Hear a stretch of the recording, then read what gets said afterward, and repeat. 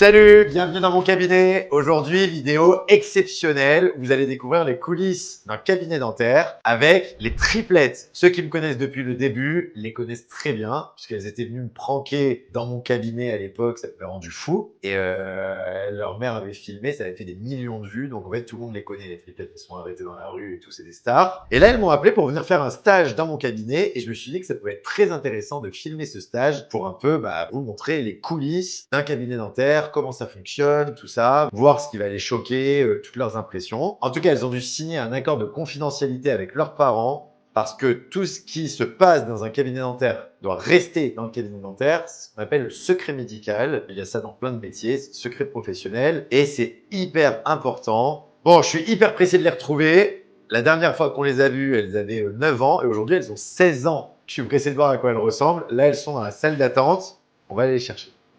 Allez, on y va. Elles sont là. Salut les filles! Ah là là, ça fait plaisir de vous retrouver, bonjour! Ah! Pourquoi vous vous êtes mis tout au fond? Venez plus proche là, comme dans le bus, elles se sont mises sur les sièges du fond. Et la salle d'attente est vide, allez venez! Alors, présentez-vous parce qu'il y en a qui vous connaissent peut-être pas. Bonjour, moi c'est Lizzie, j'ai 16 ans. Moi, c'est Lali, j'ai 16 ans. Et moi c'est Lilo, j'ai 16 ans. Alors, Lizzie, Lali, Lilo, comment on sait qui est qui? Les grains de beauté. Ouais. Ah, les grains de beauté? Ouais. Les grains, ça c'est pas mal. Moi, je l'ai là. Et toi? Là.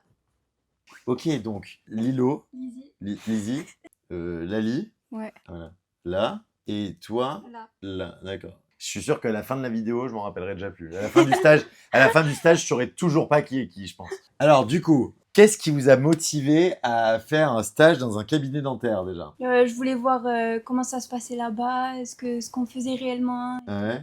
Ah, c'est-à-dire ce qu'on fait réellement, quand on n'est pas patient, en fait, tout ce qu'il y a autour, c'est ça, ouais, en gros, les backstage. Et puis, ça nous plaît de venir ici parce que tu nous connais depuis petite. C'est ça, bah oui, c'est ça. Bon, bah, on y va ou pas? Allez. On commence le stage? Ouais. Allez, on y va. Allez, alors suivez-moi. On va commencer par un des trucs les plus importants d'un cabinet dentaire. C'est la salle de stérilisation. Et ça, c'est quelque chose que aucun patient n'a jamais vu. Donc là, on commence par le salle. C'est un circuit. Quand les assistantes arrivent dans cette salle, en réalité, les instruments ont déjà été trempés dans un bain de pré-désinfection. Ensuite, ils sont mis dans cet appareil à ultrasons, puis rincés et séchés. C'est un appareil qui fait tout. Et ça s'ouvre comment?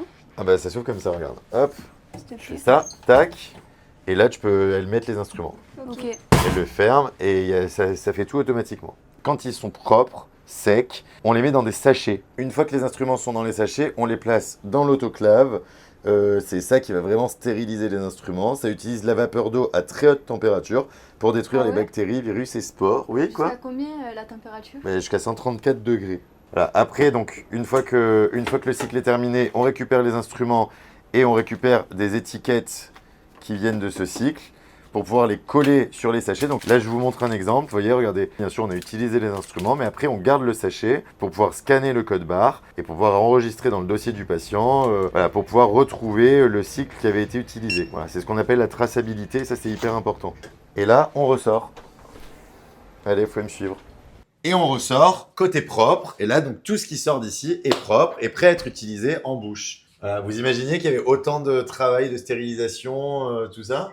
Non. Voilà, ça, vous connaissiez pas. Et il faut savoir que les règles d'hygiène et d'asepsie sont hyper surveillées en France. Donc, les cabinets dentaires qui respectent pas toute cette chaîne de stérilisation et les règles d'hygiène et d'asepsie peuvent se faire fermer comme ça, même du jour au lendemain.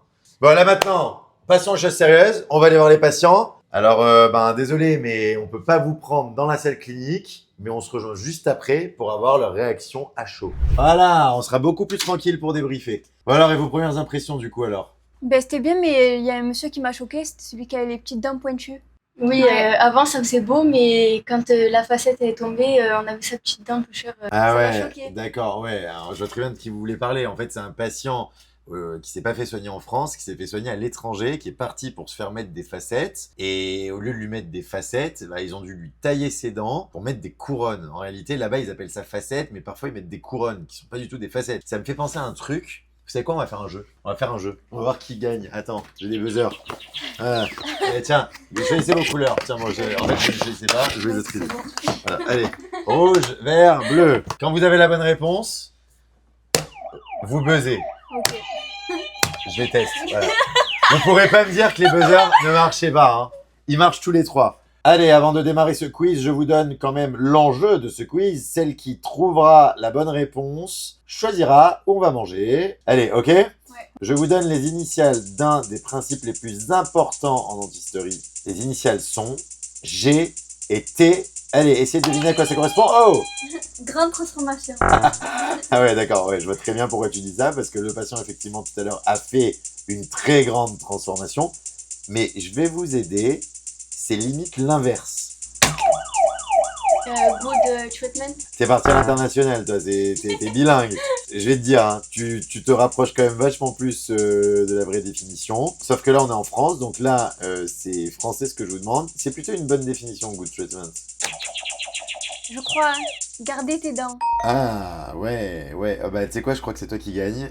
C'est la meilleure définition parce que effectivement, en fait, le vrai terme, c'est pas garde tes dents, c'est ce qu'on appelle le gradient thérapeutique. Je vais vous l'expliquer. Pourquoi c'est important le gradient thérapeutique? Parce que justement, avant de faire une grande transformation, qui nécessite parfois des choses irréversibles, comme tailler une dent, on peut pas revenir en arrière et on pourra jamais récupérer le tissu dentaire qu'on a perdu finalement. Avant de faire des grandes transformations comme ça, eh ben on va vérifier s'il n'y a pas des traitements plus conservateurs, moins mutilants, qui gardent plus les tissus dentaires. Si on prend l'exemple du patient de tout à l'heure, là bon, il s'est fait tailler toutes ses dents, donc ça, il pourra plus jamais revenir en arrière.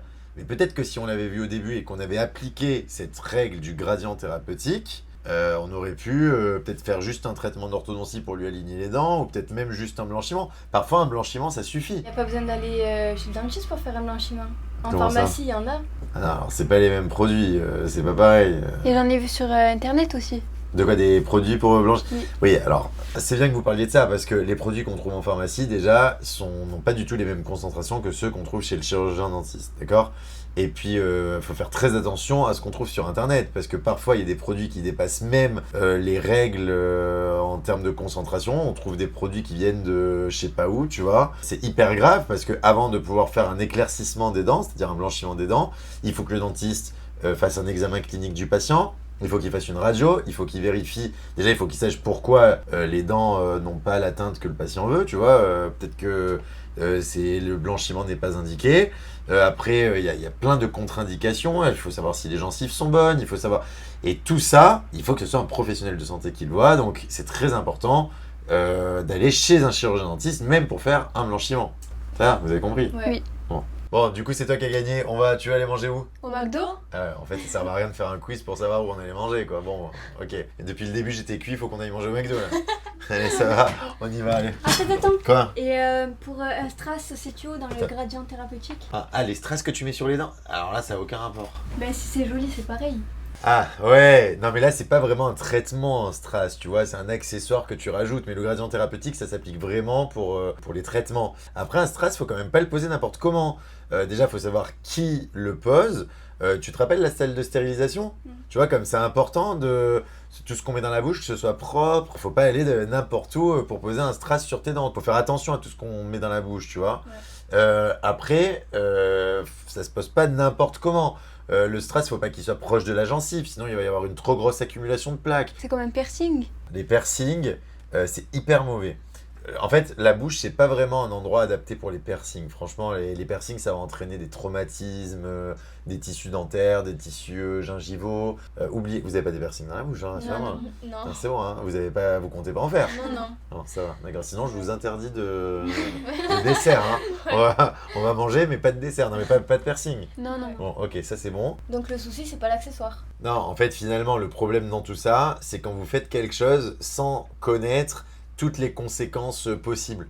Et c'est justement pour ça que c'est important d'aller voir un chirurgien dentiste, parce que le chirurgien dentiste est là pour vous expliquer. Vous avez vu, comme j'ai fait tout à l'heure avec les patients, on est là pour expliquer justement les avantages, les inconvénients, le bénéfice, le risque et toutes les conséquences possibles de ce qu'on fait. Vous avez compris? Oui. On va manger? Allez. Plus de questions? Non.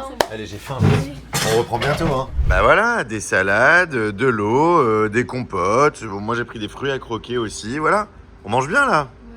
On va se régaler, je crois. Bon voilà, bah, c'est la fin de cette première journée de stage. Vous êtes même restés après les secrétaires et les assistantes. C'est bien, bravo, vous êtes des bonnes stagiaires. Merci. Bravo. Ça va, ça vous a quand même plu? Vous avez appris des choses? Oui. Ouais, énormément. Énormément. Alors, bah, qu'est-ce que vous avez retenu de cette première journée? Il en reste encore 5 autres. Hein. Ouais. Mais qu'est-ce que vous avez retenu de cette première journée? Secret médical, Ouais. on devait signer un papier. T'as retenu ça, ouais? Oui, dis-moi. Par exemple, si on va chez le médecin, il y a le secret médical, du coup ça met en confiance. Ah voilà, d'accord. Donc en fait, tu veux dire que le fait d'avoir signé un papier et d'avoir vu que le secret médical devait être préservé, ça t'a mis en confiance pour toi aller plus tard chez les médecins, tout ça? Bon, c'est une bonne chose, c'est une très bonne chose. Ok, et toi? Je savais pas qu'il y avait autant de choses à faire pour désinfecter les instruments. Ah ouais. La stérilisation et tout, je savais pas que ça Ouais. existait. Je Eh croyais oui. que tu mettais dans la vaisselle ou je sais pas quoi, comme à la cantine. Bah ouais, c'est vrai qu'il y a beaucoup, tu sais quoi, il y a beaucoup de patients qui pensent ça parce qu'en fait ça c'est ce que tu le vois, en fait tu le vois jamais ça, c'est dans la salle de stérilisation. Bon, les patients ils voient qu'à chaque fois on ouvre les sachets et tout, mais ils savent pas tout le travail qu'il y a derrière et combien de temps les assistantes dentaires travaillent pour pouvoir leur offrir un matériel stérilisé et tout. Bah oui, c'est sûr que c'est pas pareil que dans une cantine. Tu vois, la différence c'est que dans une cantine, les couverts sont lavés au lave-vaisselle, mais bon, là il y a quand même du contact avec du sang et tout. C'est pas pareil, donc on est obligé d'être beaucoup plus strict. Donc oui, effectivement. Et toi?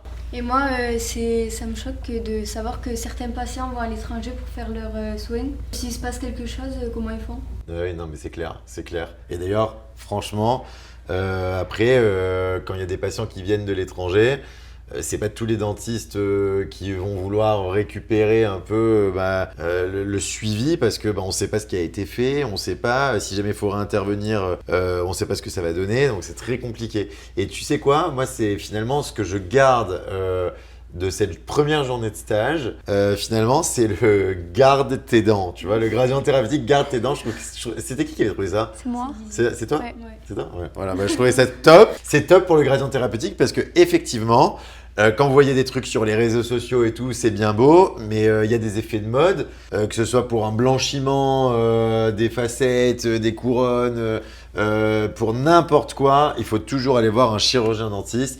Et dans tous les cas, avant de prendre une décision, il faut toujours demander conseil. Il faut toujours réfléchir aux conséquences que ça peut avoir sur vos dents. Très bien que vous ayez appris ça aujourd'hui. Je suis très content. J'ai encore plein de trucs à vous apprendre pour le reste de votre stage. Merci d'avoir été là. Merci. Bon, les autres journées, on va pas les filmer. On va se concentrer sur le travail. Et c'est cool. Merci. Merci. Vous pouvez y aller. Moi, je vais rester encore. J'ai encore de la paperasse à faire. Allez, et on se retrouve bientôt pour une autre vidéo. Ciao, ciao. Au revoir. Voilà, petite update, ça y est, le stage des triplettes est terminé. Moi, je suis rentré chez moi. Du coup, mission accomplie. C'est cool, finalement, c'était ça le but de ce stage. C'était de leur apprendre que un bon traitement, un beau sourire, c'est pas forcément le truc le plus spectaculaire comme on voit sur les réseaux sociaux. Faut arrêter de garder ça, de complexer en regardant ces sourires ultra bright, etc. Un beau sourire, c'est un sourire en bonne santé. Je peux vous dire qu'un beau sourire, c'est aussi le sourire d'une personne qui a confiance en elle. Et donc, comme on l'a dit dans cette vidéo, je vous conseille encore une fois de faire attention à vos dents pour les garder le plus longtemps possible en bonne santé. Je tiens enfin à remercier l'URPS Sud-PACA et l'URPS Île-de-France. Pour ceux qui ne le savent pas, les URPS sont des unions régionales représentant les praticiens libéraux et participant activement à des missions de prévention, d'information, d'amélioration de la santé. Allez, merci d'avoir suivi la vidéo jusqu'au bout. Et avant de vous quitter, une dernière petite piqûre de rappel pour vous dire de ne pas partir loin de votre lieu de vie pour faire des soins.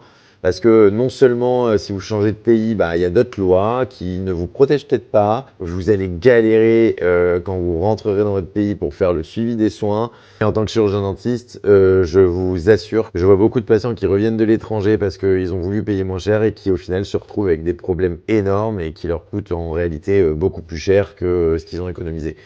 Donc la meilleure façon de ne pas payer cher, c'est vraiment d'aller très régulièrement chez le dentiste et je vous assure que vos traitements seront toujours très conservateurs et que ça ne va pas s'envoler si vous êtes assidu, que vous allez tous les ans chez votre dentiste faire un petit check-up de vos dents. Voilà, merci beaucoup, à très bientôt.